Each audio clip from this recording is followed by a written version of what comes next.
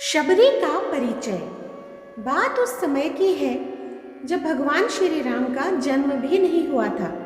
भील जाति के एक कबीले जिसके राजा अज थे। अज के घर में एक कन्या का जन्म हुआ था जिसका नाम श्रमणा था। शबरी का दूसरा नाम श्रमणा ही है। शबरी कौन थी? शबर जाति की कन्या जिसको शबरी भी कहा जाता है। शबरी की माता का नाम इंदुमती और शबरी के पिता का नाम अज था। उनके माता पिता की एक ही संतान थी। शबरी बचपन से ही पक्षियों से अलौकिक बातें किया करती थी जो सभी को आश्चर्य की बात लगा करती थी। शबरी जैसे जैसे बड़ी होती गई वैसे उनकी हरकतें उनके माता पिता की सहज से बाहर थी। शबरी कौन सी जाति की थी? शबरी माता का असली नाम श्रमणा है। शबर जाति के भील कन्या जिसको शबरी भी कहा जाता है, उनके माता पिता भीलों के मुखिया थे। उन्होंने अपना विवाह भील कुमार से तय किया था। शबरी का जन्म स्थान। माता शबरी का जन्म स्थान सापुतारा से 60 किलोमीटर जितनी दूरी पर सुबीर गांव के पास स्थित है। मान्यता के अनुसार यह जगह वही है जहां राम शबरी मिलन हुआ था। शबरी कहाँ रहती थी और उनका जीवन कैसे व्यतीत होता था? शबरी कहाँ रहती थी, साथ ही उनका जीवन कैसे व्यतीत होता था, ये छोटी सी कहानी के द्वारा शबरी का जीवन परिचय करते हैं। शबरी को उनके विवाह में पशुओं की बलि देने से बचाने के लिए वह रात्रि को भागते भागते ऋषिमुख पर्वत पर पहुंच गई थी। शबरी को छोटी जाति की वजह से कई ऋषियों ने उसे भगा दिया था। उनको किसी ने दीक्षा नहीं दी थी। बाद में कुछ समय बाद वह मतंग ऋषि के आश्रम पहुंची और उन्होंने दीक्षा देने की प्रार्थना की। तब मतंग ऋषि ने शबरी को अपने गुरुकुल में रहने की अनुमति दी। माता शबरी का आश्रम मतंग ऋषि के पास में ही था। शबरी ने भी मतंग ऋषि की बहुत सेवा करती थी और मतंग ऋषि और शबरी गुरुकुल में रहकर उसकी देख रेख का कार्य करते थे। शबरी के काम से खुश होकर मतंग ऋषि ने अपनी बेटी मान लिया था। समय के साथ मतंग ऋषि का शरीर भी बूढ़ा होता गया। एक दिन मतंग ऋषि ने शबरी को अपने पास बुलाया और कहा कि बेटा, मैं अपना देह त्याग कर रहा हूँ। बहुत साल हो गए इस शरीर में रहते रहते। शबरी ने कहा, मैं अकेले जी के क्या करूँगी, इसीलिए मैं भी अपना देह त्याग दूंगी। तब मतंग ऋषि ने कहा, एक दिन तुम्हारे पास राम आएंगे, वही तुम्हें मोक्ष देंगे। इसी तरह मतंग ऋषि ने अपना देह त्याग दिया। उसी दिन से शबरी हर रोज भगवान राम की राह देखती थी और भक्ति करती थी। अपनी कुटिया के बाहर रोज श्री राम के आने की राह देखती थी। शबरी का विवाह हुआ था या नहीं? शबरी का विवाह हुआ था या नहीं? शबरी की माता पिता ने एक ब्राह्मण से कहा कि शबरी वैराग्य की बातें करती रहती है। ब्राह्मण ने सलाह दी कि इसका विवाह करवा दो। उनके पिता अज ने शबरी का विवाह एक भील कुमार से तय किया। राजा अज और इंदुमती ने विवाह की तैयारियां शुरू कर दी। राजा अज और इंदुमती ने शबरी के विवाह के लिए पशु पक्षियों को जमा कर दिया। फिर जब इंदुमती शबरी के बाल बना रही थी तब शबरी ने अपनी माँ से पूछा, हमारे बाड़े में इतने पशु पक्षी क्यों हैं? तब माता इंदुमती ने बताया, ये सब तुम्हारे विवाह के लिए है। तुम्हारे विवाह में मेहमानों के लिए बहुत बड़ा भोज तैयार किया जाएगा। शबरी को यह बात अच्छी नहीं लगी। राजकुमारी नेक दिल और दयालु स्वभाव की थी। इसीलिए शबरी ने कहा, मेरे विवाह के लिए मैं इतने सारे जीवों की बलि नहीं दे सकती। अगर मेरे विवाह से इतने जीवों की बलि दी जाएगी तो मैं ये विवाह नहीं करूँगी। उसने सोचा, ये विवाह कैसा है जिसमें इतने पशुओं की बलि दी जाएगी। इससे तो विवाह नहीं करना ही अच्छा है। यही सोचकर वह अपनी शादी के एक दिन पहले रात्रि में उठकर जंगल में भाग गई।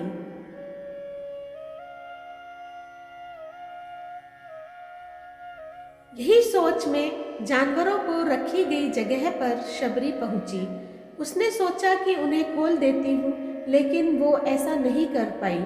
इसके बाद रात में वह जंगल की तरफ भागने लगी। शबरी की कथा। शबरी को विवाह नहीं करना था, इसलिए वह जंगल की तरफ भागते भागते ऋषि मुख पर्वत पहुंच गई। वह कई ऋषि मुनि रहा करते थे।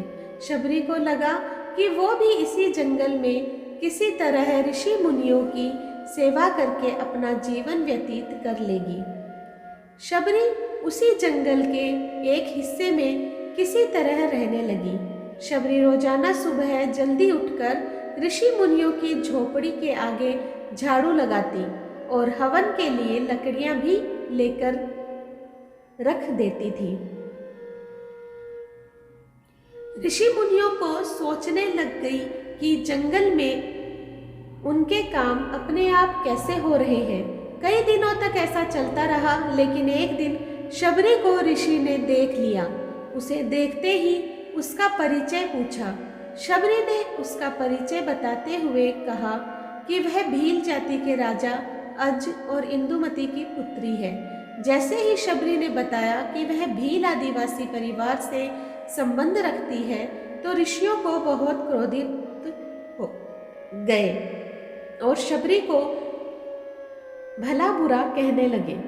शबरी को बिल्कुल पता नहीं था कि उसकी जाति छोटी है और उसे ऋषियों द्वारा जाति की वजह से अपमान सहन करना पड़ेगा। इतना कुछ सुनने के बाद भी शबरी ऋषियों के आश्रम पहुंचकर झाड़ू लगाकर गुरु दीक्षा लेना चाहती थी, लेकिन सभी ऋषि शबरी को उनकी जाति की वजह से अपमान करके भगा दिया करते थे। कुछ समय बाद वह मतंग ऋषि की कुटिया में पहुंची। शबरी ने मतंग ऋषि को बताया वह उनके गुरु दीक्षा लेना चाहती है। मतंग ऋषि ने अपने गुरुकुल में रहने की अनुमति दी और भगवान से जुड़ा ज्ञान देते थे। शबरी ने भी मतंग मुनि की बहुत सेवा करती थी और वह गुरुकुल के सारे काम किया करती थी। शबरी के काम से खुश होकर मतंग ऋषि ने उसे अपनी बेटी मान लिया था। समय के साथ मतंग ऋषि का शरीर भी बूढ़ा होता गया था। एक दिन मतंग ऋषि ने शबरी को अपने पास बुलाया और कहा कि बेटा, मैं अपना देह त्याग कर रहा हूँ। बहुत साल हो गए हैं इस शरीर में मुझे रहते रहते। मतंग ऋषि ने कहा, बेटी, तुम्हें चिंता करने की जरूरत नहीं है। राम तुम्हारी चिंता करेंगे और ध्यान भी रखेंगे। और उन्होंने कहा, राम खुद तुम्हें खोजते हुए इस कुटिया में आएंगे और तुम्हें उनके हाथों ही मोक्ष मिलेगा। शबरी ने राम से क्या कहा और शबरी और राम का मिलन। त्रिलोक के विजेता रावण ने राम की पत्नी सीता का अपहरण किया था। तब राम अपनी प्यारी पत्नी को खोजने भाई लक्ष्मण के साथ जा रहे थे। तब उनकी मुलाकात शबरी से हुई थी, जिन्होंने उनकी दयालुता के बारे में सुना था और शबरी राम भक्त थी। शबरी हर रोज सुबह जल्दी उठकर जंगल में से ताजा फूलों को तोड़कर आती थी। अपनी झोपड़ी के आगे ताजे फूलों से रास्ते में बिछाती थी और कुछ फूलों की भगवान राम को पहनाने के लिए मालाएं बनाया करती थी। वह ये कार्य हर रोज किया करती थी। राम शबरी मिलन। शबरी हर रोज भगवान की राह देखती थी जिससे शबरी और राम जी का मिलन हो, और कहती थी मेरे राम आएंगे। शबरी ने अपना जीवन श्री राम के दर्शन की इच्छा में बिताया था। एक दिन ऐसा आया जब सीता की खोज में निकले राम और लक्ष्मण शबरी की कुटिया में पधारे और शबरी ने फूलों से उनका स्वागत किया और शबरी की राम जी से मुलाकात हो गई।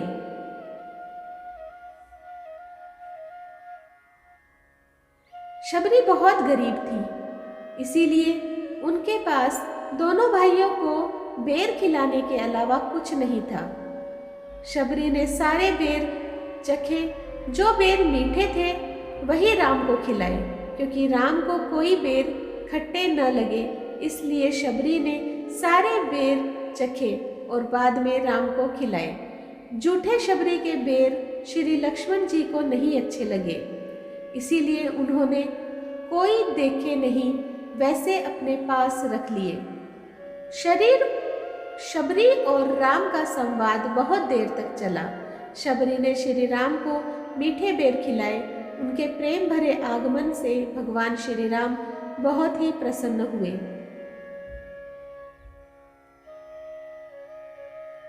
शबरी पूर्व जन्म में कौन थी? शबरी पूर्व जन्म में एक परमहिसी नाम की रानी थी। एक बार कुंभ के मेले में परमहिसी रानी और राजा दोनों साथ में गए थे। राजा का वहां पर शिविर था। रानी ने एक दिन अपनी खिड़की से ऋषियों का समूह देखा। वह हवन कर रहे थे और मंत्रों का उच्चारण कर रहे थे। उनको देखकर रानी का मन वहां बैठने को कर रहा था। रानी ने वह जाने की राजा से अनुमति मांगी, लेकिन राजा ने इनकार कर दिया और कहा, रानी आप ऋषियों के बीच बैठने नहीं जा सकती, यह आपको शोभा नहीं देता। यह सुनकर रानी अपने कक्ष में जाकर उदास होकर रोने लगी। रानी रात में राजा से बिना बताए अपने कक्ष से निकलकर त्रिवेणी तट पर पहुंची और वहां गंगा माँ से प्रार्थना करने लगी। रानी ने याचना करते हुए कहा कि हे माते, अगर मुझे दूसरा जन्म मिले तो रूपवान और रानी मत बनाना।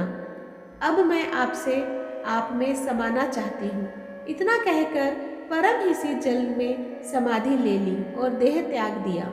इसी कारण अगले जन्म में शबरी रूपवान नहीं थी और कोई रानी भी नहीं थी। तो दोस्तों, आज मैंने आप लोगों के समक्ष शबरी माता की कथा प्रस्तुत की है। आपको कैसी लगी मुझे कमेंट बॉक्स में ज़रूर बताइएगा। जो लोग मेरे चैनल पर नए आए हैं प्लीज़ सब्सक्राइब कर दीजिए, लाइक कीजिए, शेयर कीजिए अपने दोस्तों और परिवार में, और इसी तरह मेरा सहयोग करते रहें। धन्यवाद।